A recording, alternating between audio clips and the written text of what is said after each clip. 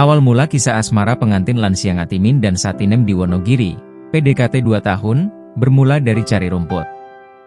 Pernikahan Ngatimin 64 tahun dan Satinem 89 tahun warga Wonogiri menjadi viral karena usia kedua pengantin itu yang tak lagi muda.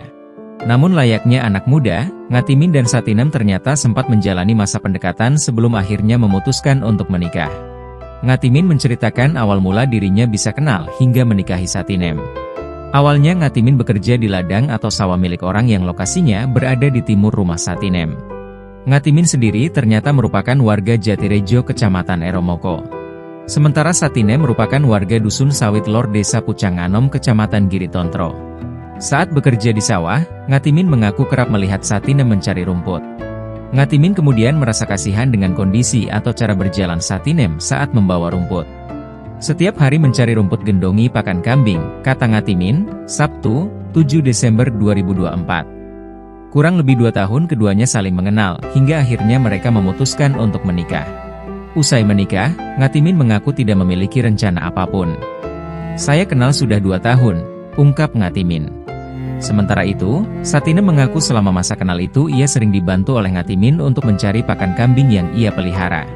Diketahui, Satinem rupanya hidup sebatang kara di rumahnya, ia kerap merasa kesepian di usianya yang sudah tua. "Kalau sakit tidak ada orang yang mengurus, karena itulah saya nikah," ujar Satinem. Selama ini Satinem juga bekerja menggarap sawah milik orang lain, sehingga sejak 2 tahun terakhir sering bertemu dengan Ngatimin.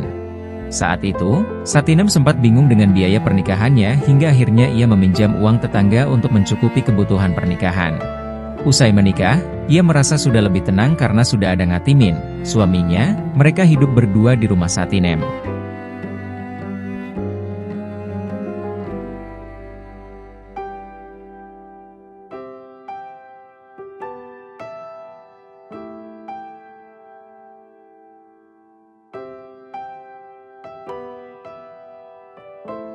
Download Tribun X sekarang, menghadirkan lokal menjadi Indonesia.